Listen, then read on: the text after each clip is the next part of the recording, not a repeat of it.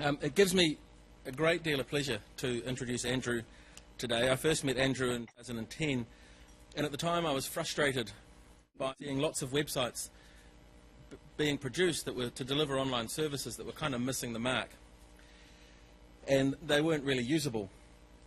And Andrew talked to me about his experiences with as head of design at gov.uk, and suddenly a light went on for me, and I had a framework, I guess, to make sure it never happens again. I got Andrew to do some training at DIA at the time, and I thought to myself, if I have my way, I'll get him to speak as many people in New Zealand government as possible. So as co-president of Govis, I get to have my way. So he's on today. So he also ran some workshops for us on Wednesday for practitioners on user-centred design. And today he'll be talking to us about how to build user-friendly digital services that people want to use. And something you may not know, well, you won't know about Andrew, is that he's a Kiwi. He's married to a Canadian. They have 4 kids, 4 born in the UK, 1 born here, and he's currently living in the US. So it's a truly global family. I look forward to hearing from Andrew about how not to launch dud websites. And Andrew, welcome.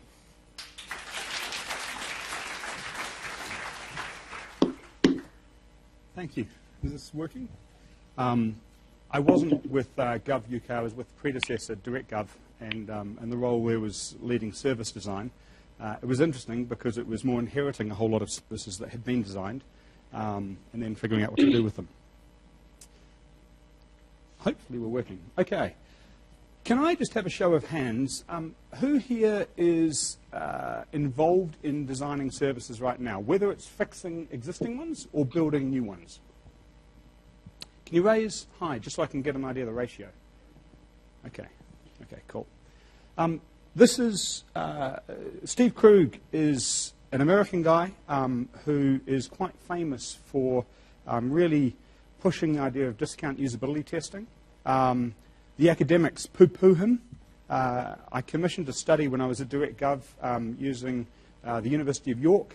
They had a professor of human-computer interaction, an Aussie, I won't hold that against her, who ran the study for us. We ended up calling it the York test, and she conducted, as far as we know, the world's first review of every test methodology known to man and dogs to understand how, in a government or public sector context, you would quickly evaluate whether services are okay or not. The thing that was unique about that piece of work was we were not trying to say the service is good. We were trying to understand if a service was a dud. And so we didn't need to do a whole lot of testing, and we were looking for the minimum testing that we could do to understand whether there was a statistically significant probability that it was a dud. And Steve Krug was incredibly interesting to me because what we found when we did that review pretty much pointed to his methodology. I don't think he conducted that review, so good on him. I would recommend these 2 books. The first one, Don't Make Me Think, is what it says. It's all about learning how to stop forcing the user to have to think about things that they shouldn't have to think about.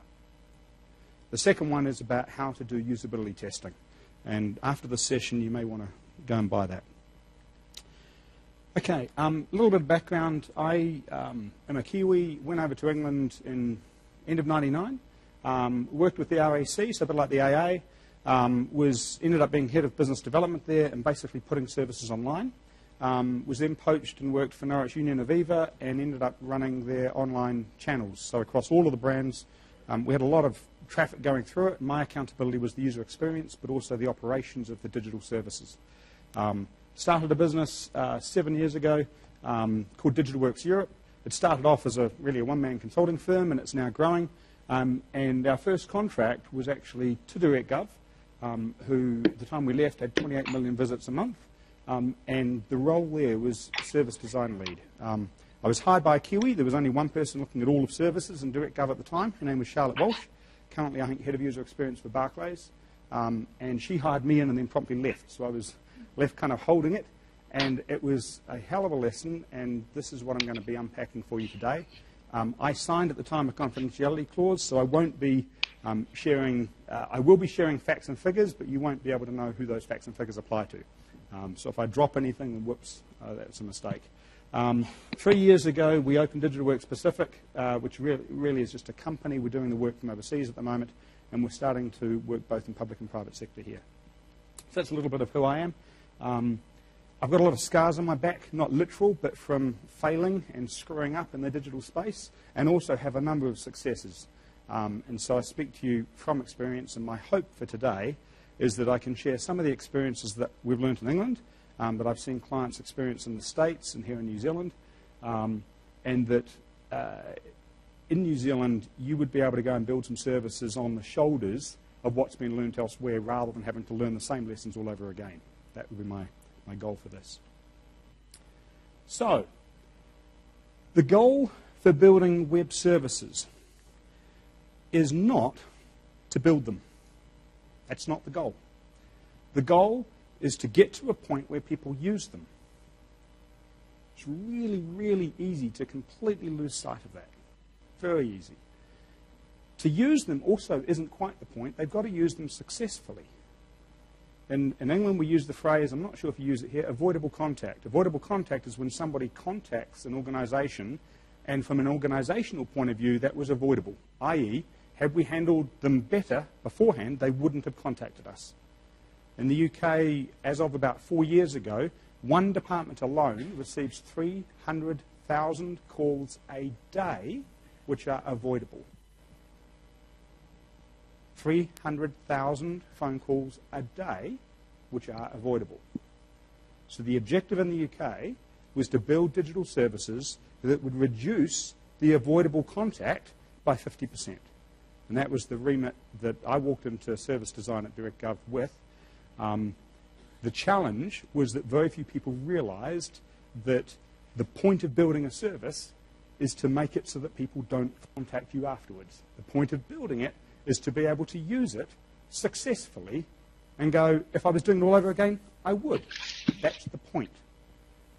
I don't yet think I've met an IT professional who has been briefed or told that by the person accountable for the project that they're delivering. Strong words. I don't think I've yet met somebody who's been told that that's the point. Just a very embarrassing incident for me. A number of years ago, I was walking down the road. I was walking from home to the railway station. Had my iPhone out. I think it was an iPhone 3 at that point, a fairly old one. And I was checking my emails as I walked. And walking along, absolutely fine. And then I suddenly grazed something with my left elbow, and I kind of just pulled my elbow in, and then realized that I was about to walk into an ambulance paramedic, and I had actually walked through an accident scene. A car had crashed. Somebody was blood all over them. The ambulance had arrived, and there was a scene of paramedics there dealing with it, and I physically walked through the entire thing because I was focused on sending an email. And in my experience, we focus on delivering a project, and we become completely oblivious to the point of the project. And it's not because we're evil or malicious or willfully rebellious. It's because we're just totally fixated on the thing we're doing, and we become unaware of the context around us. And that's the problem and the challenge. A reality check here, forgive me if I offend you, but you will learn that this is the case. Whether you learn it from me or not doesn't really matter. Well, it sort of does matter from a taxpayer perspective. But you will learn that this is the case if you haven't already. And you'll either learn it by learning yourself through screwing up, or you'll learn it by learning from somebody who has screwed up and has learned the lesson for you. The choice is how you want to learn it. My understanding is that you've been set a goal of 70% of transactions being online by 2017. Is that right? Okay.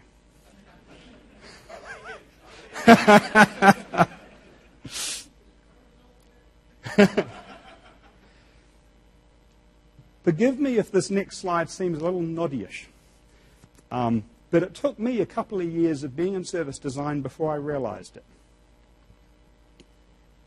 If the point is to have 70% of people is to have 70% of transactions online, is the idea that you have 70% of people starting the transaction or completing the transaction?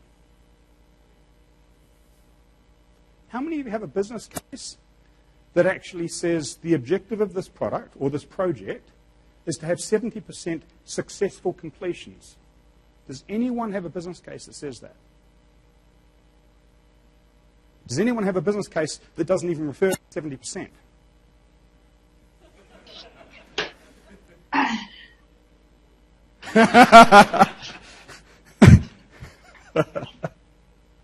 Oh, this is real. I love it. I was told by both Matt and John that Govis was enjoyed by those that came because you told the truth. There's an English word I absolutely adore. My father doesn't particularly like it, but it's bollocks. It just kind of rolls around in the mouth. Oh, actually, that's a terrible picture, isn't it? But the word comes out so nicely. Oh, terrible. But the point is to have 70% of people completing, finishing. How many people have to start, and how many have to be able to get through to end up with 70%?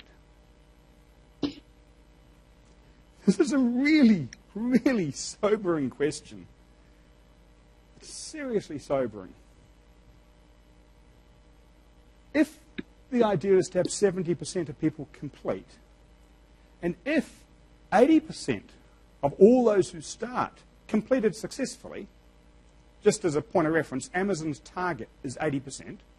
They have a couple of people working on user experience, and they've got a few years of practice. Their target is 80%. If 80% can complete, you'd need 88% of the population for whom the service is intended to start using it online. Think about that for a minute. Think about your business case, if you've got one. Think about the total number of people for whom the service is being built, and think about that population in New Zealand. What proportion of them really, is it 2 of you have that? Yeah, right. How many of them, yeah, right, are actually going to go online and actually start to use the service? That's got to be 88% if you can deliver a completion rate of 80% to get to 70% are done online.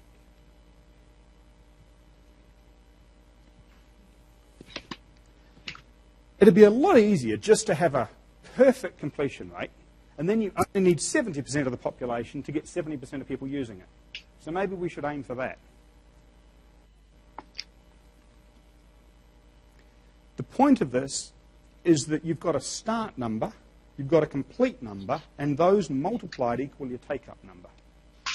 Really simple math. Forgive me for being patronising. I'm not trying to be patronising. It took me years to twig to the fact that this was the commercial reality that the chief financial officer of, whether it's a public sector or private sector, this is the reality that they are assuming in their head but have never said out loud, and the project team has not cottoned on to, and so we're set up to fail.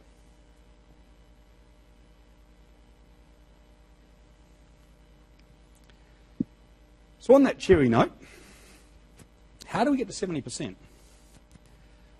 What I'm going to share with you now, and I've ummed and ahed about this is our IP.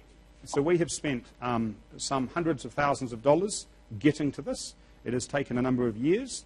It has taken a lot of fails, and just blood, sweat and tears. And the conclusion I've come to is I'm a Kiwi, so I really want New Zealand to succeed in doing this. I don't want you to go through the same pain we've been through in England, same pain that Obama's been through. So giving this to you, if you're going to copy it right. Don't change it, amend it, don't take pieces out of it or play with it. If you think there's a better way of doing it, please get in contact with me and we'll update it and send you a new version. But please don't mess with it because it works. There's 3 slides I'm going to show you, and they just go into 3 layers.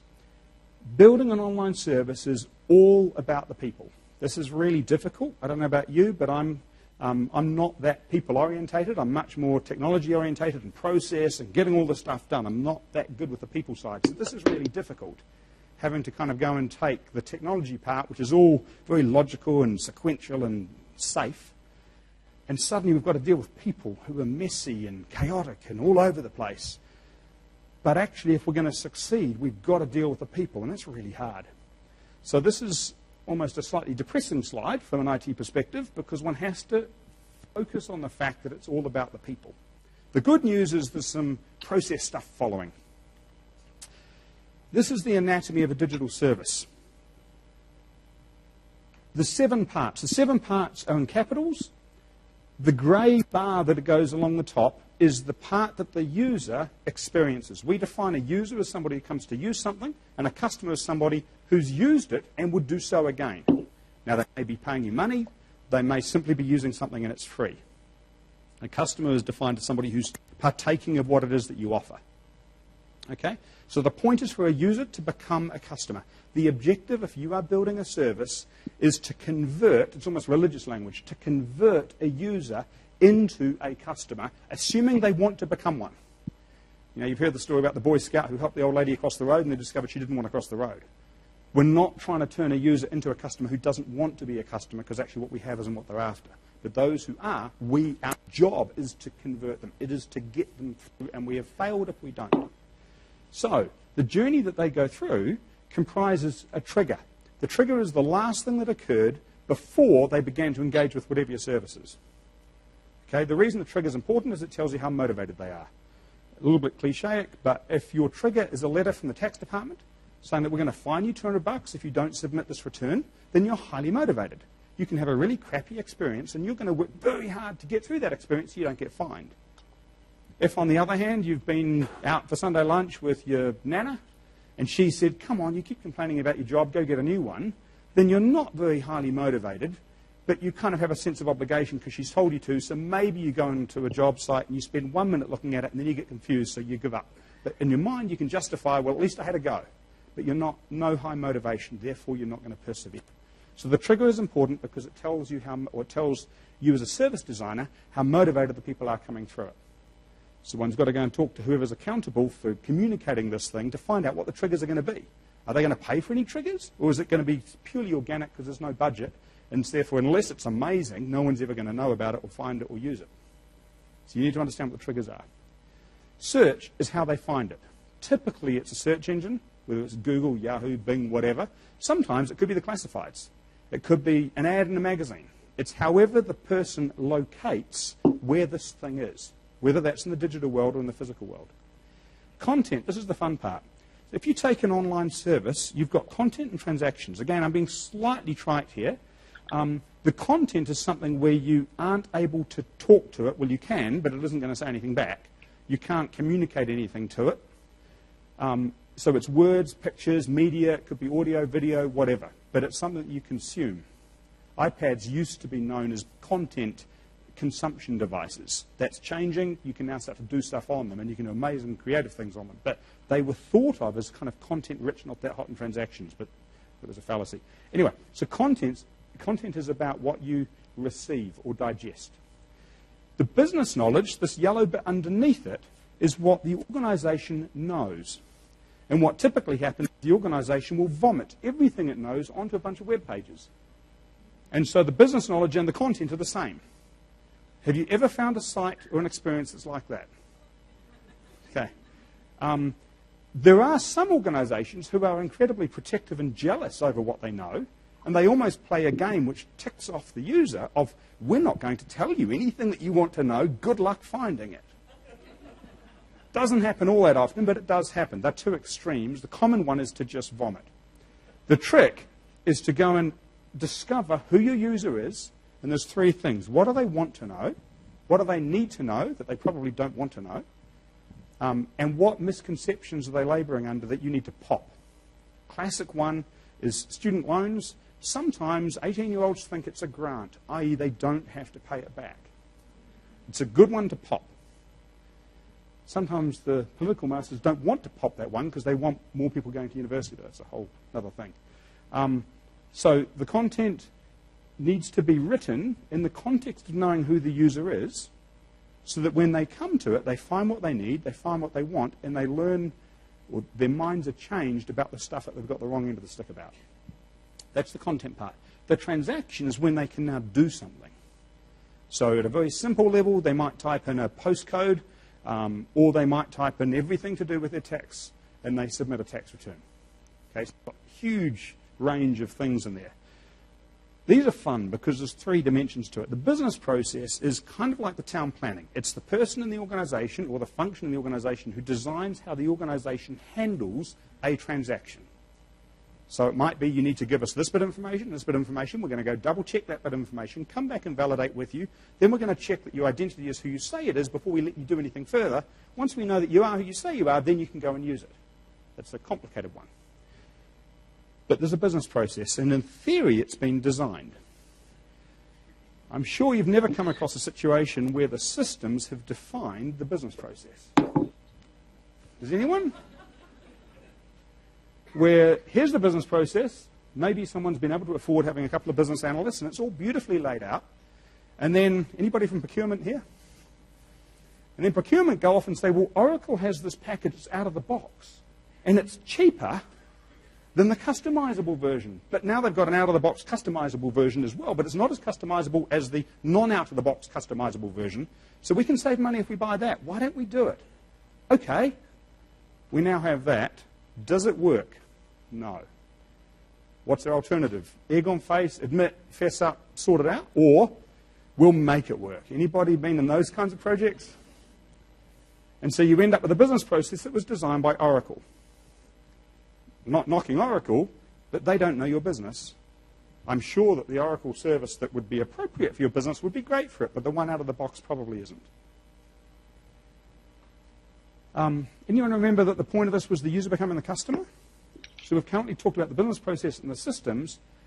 Guess what? If your biggest problem is getting 80, how many, I forget the percentage we had now before, of users becoming customers to get 70% at the far end, then do you think we want to let the system define the transactional experience? There's a few shaking of the heads. Do you think we want to let the business process define the customer's experience? In an ideal world, how would you want to define the customer experience? What the customer wants. It's heresy, isn't it? It's ridiculous. It's like putting the artists in charge. Anyone ever been in a project where the transactional experience was designed for the customer, and then the business process was amended, and then the back end was replaced, or updated, or changed? Has anyone been in a project like that? No one. I thought there wouldn't be many, but I didn't think it would be no one. Okay, so we're all understanding the challenges. If you're going to have take-up, that magic percentage at the very end, then users need 7 things. Who's heard of business requirements? Everybody. Who's heard of user requirements? Who's ever actually gone out to users to actually gather their requirements as opposed to being the business person, written a bunch of requirements you think the user wants, written user requirements above it and gone, there we have the user requirements. There's a hand up.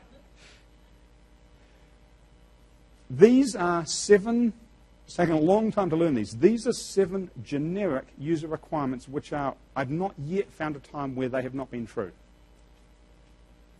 But I have found hundreds of services that have never been built with any of them in mind, other than safety,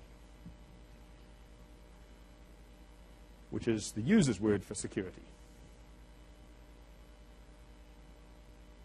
If you could do nothing else other than this, but spend the next 3 years building services in New Zealand that satisfy those 7 criteria, your chances of lifting the percentage of completion rate would climb dramatically. We normally charge tens of thousands of pounds to show people this. So, as I say, copy it right. Useful is probably the most difficult one. And in this context, I don't know how many of you actually ever get a chance to play in that space. But useful, basically, water flows down, yeah? From a user's perspective, they will find the easiest way of doing whatever the task is that they need to do. And if the online experience is not very helpful, then guess what? They won't use it. It's not rocket science, but it is a truth. It's a bit like gravity. You can fight it all you want, but it will win. If it is not useful, people won't use it. It doesn't matter if somebody's mandated it. It doesn't matter if the CIO has said you have to do it. It doesn't matter if 100 million gets put behind it. It's a complete waste of time. If it isn't useful to the user, they won't use it. End of story. If you work in the financial services industry, what people will do is go and build a transaction, put it online, and then turn off every other channel. And say, now they'll use it. Guess what happens? They lose business. Because they go to the competitor who hasn't been such a wally. They won't do the thing that isn't useful. It sounds so simple, but it has a profound, profound implication. There was one service, in my time at DirectGov, there was one service that we found that was in the process of being built, and it was because a minister wanted it. And we went and user tested it, and we couldn't find a single person who could see any value in it or who wanted it. And I remember going to the government department and saying, could you please go to the minister and tell them that nobody wants this, it's a stupid idea. And they said, I don't want to do it. Why not? Because I'm angling for a promotion. Oh, blank, blank, blank. So we then did a whole lot of work, and it was really awkward, where we ended up going and there were 2 of us who did it, and it took us about a week. And we basically went out and did some testing, and we then created a scenario where we took this whole thing that they'd built, and we took the ecosystem of the department and all of the sites that they had, and we showed a user's journey who wanted something that could be connected to this kind of. It's about as close as we could get. And then we went and talked to the steering committee who were in charge of doing this, and they were spending 7 or 8 figures on it. And we said, could we have 15 minutes, please, to present to you to help you build this better? Slight white lie. Better would mean stop. And we were allowed to go in finally. We actually go and actually visit all around the country about 6 stakeholders. There was a guy from the fire service who was the account manager who kind of broke open the doors for us to go and see these people. And we shared with each of them what we were going to go and share. But there was one guy they wouldn't let us go and share with, and he was the guy who was running, dare I say it, the IT side of this project. And he's a lovely bloke. I mean it, he was. But he absolutely was fixated on what the minister wanted. And so then we presented it, and he went bright red and stormed out of the room. Thankfully, sanity prevailed, and they ended up not building it. But it was an absolute, it's just the worst example I've ever seen of something that was profoundly unuseful. Vanity.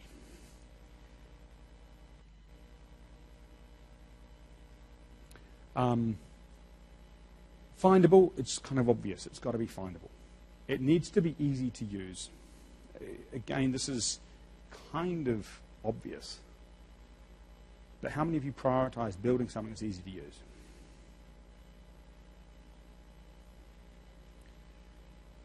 It's got to perform, and the performance here from a customer's perspective doesn't mean that the email gets sent. It means it gets sent at a time that is helpful. The example that I continually trot out is if you've ever bought travel insurance and then you've made a claim and you found that you were rejected in your claim because you bought it after you left the country, then you'd understand the pain of this. An awful lot of travel insurance, and I can't remember the numbers now, is bought at the last minute. I'm sure that all people who are not like you, I confess I have bought it regularly at the last minute. And when you buy it at the last minute, you're in the departure lounge, and an iPhone's wonderful, and an iPad with a 3G connection is also wonderful, because you can now order it, buy it, but guess what? You need the email within the 12 minutes that you have before you have to go through the gate. And if you don't have the email within 12 minutes, then you don't have an insurance policy, and you can't get it refunded. So the performance requirement from the user is less than 12 minutes. But I was well organized because I gave myself 12 minutes to buy it. What about the person who has less time than that? You get the point. 4 hours, 2 days, 1 week, doesn't cut it. One's got to go and understand the context of the user. It always comes back to the people. What's their context? What do they need? When do they need it? Build that into your spec, the user requirements. It's got to be understandable. This is absolutely critical. They've got to understand what on earth it is that you're saying. Financial services is plagued by this. The government, I'm guessing, is plagued by this, but the stories don't usually come out in the press. Where when somebody has the wrong end of the stick and don't understand it, then there's an implication and a ramification. It's very important. Lloyd's have just discovered that in all of the payments for PPI. Barclays are finding it. You know, insurance that's been missold. It has to be satisfying. And this, again, is not kind of noddy. This is not lava lamp and all sorts of nice, fluffy stuff. It has to be satisfying at a functional level, which means that if I was doing it again, I would do it again. If it is not satisfying, then I will broadcast to other people, I don't mean me, each of us will tell people who we know about how such and such let us down. The sting is if it isn't satisfying. If only when it is satisfying, they'd tell everybody how wonderful it is. The dynamics of that are actually that if it is significantly above their expectation, then they will boast about it. But there's a whole delta which has to be significant, that it's got to be, if their expectation is here, it's got to be here before they bother telling people about it. But if their expectation is here and you deliver to here, they'll tell people about it. So you don't get away with this, but you've got to be way above here before they start to tell people. Performance I've gone into, and then the safety, that question simply boils down to, and this is a bit of a sting to the tail, are they more or less vulnerable as a result of having dealt with you? Ouch. Not just at the time of the transaction, but subsequently. How do you look after their data? Where's the data stored? When an agency gets given some data, how do you send it? How do you make sure that people know? I don't know if you've sort of heard about it in England, but we've had a number of mistakes where people have sent not classified, but certainly protected information via courier. There's been a human error, and it's gone in a bag that's not been marked. I think there were 10,000 names of vulnerable children that were disclosed, when was it, maybe 18 months ago. A department lost 2 DVDs a number of years ago with hundreds of thousands of people's data on it. Now, whether it was actually compromised, as in somebody used it, I don't know, but it was compromised in terms of it was out there.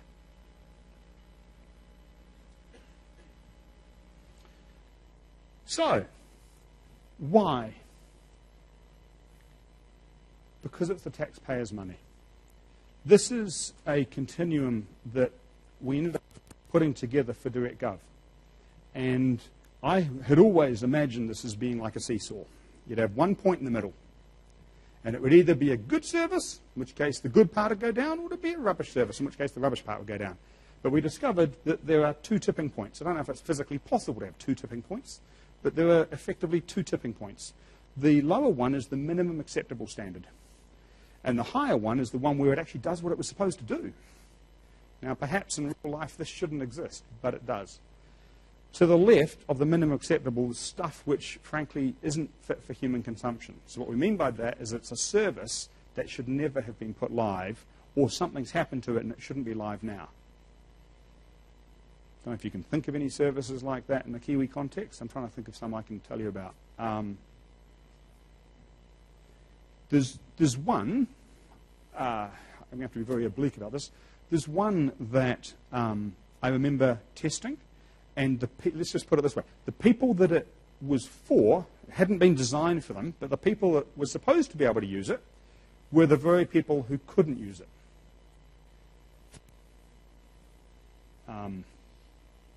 If I tell you why, then I've just blown their cover. I can't. But if you use your imagination, you can probably figure out slightly laterally who that group might be. And when they realized this, they chose to keep it on because it saved money, because people couldn't use it.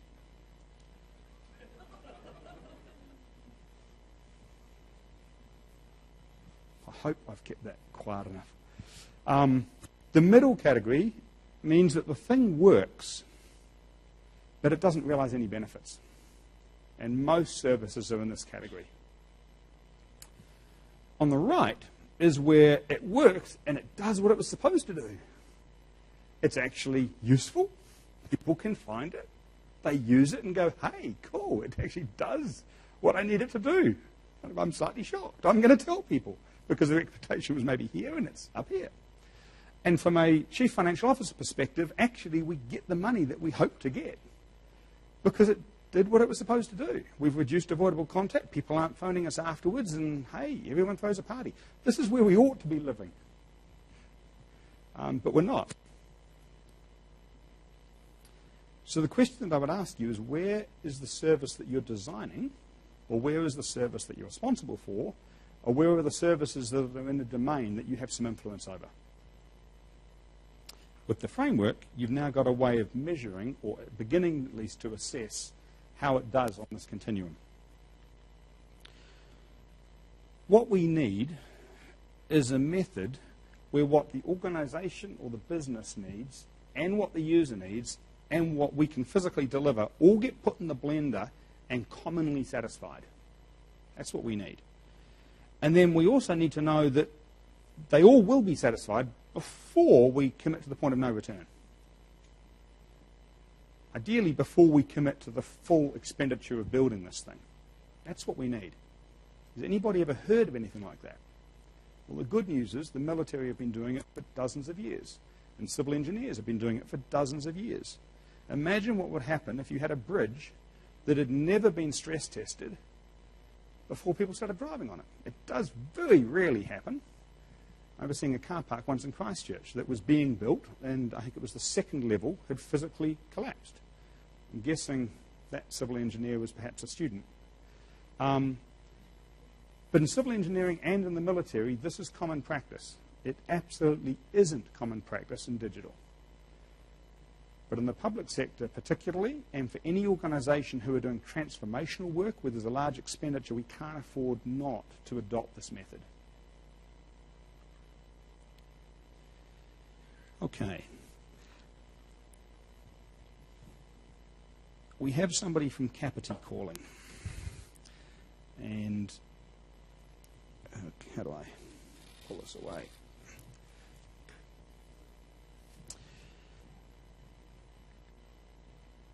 Jason and Angela have been really brave. They're doing what I hope we'll all do. And that is they've taken a look at some services that are in their domain, and they've said, I wonder how they're doing against what a user needs. I wonder. There's a bit of context here. I really take my hat off to them because they've come straight out and they've said, we've got 4 tools that all do the same thing. Wish they were different instances of the same tool, but no, they're not. There's 4 tools that have been built. I mean, there's slight subtle differences, but they all do the same thing. They all find schools. Wouldn't be enough to build 1 tool to find schools. Let's build 4. And then we've also got 2 apps. We've got an Android app and we've got an iOS and Apple app. So actually we've got 6 tools. Do users get from the tools what they need? No one's asked the question. So, talk to you a second about we need a process that looks like this. There is a process that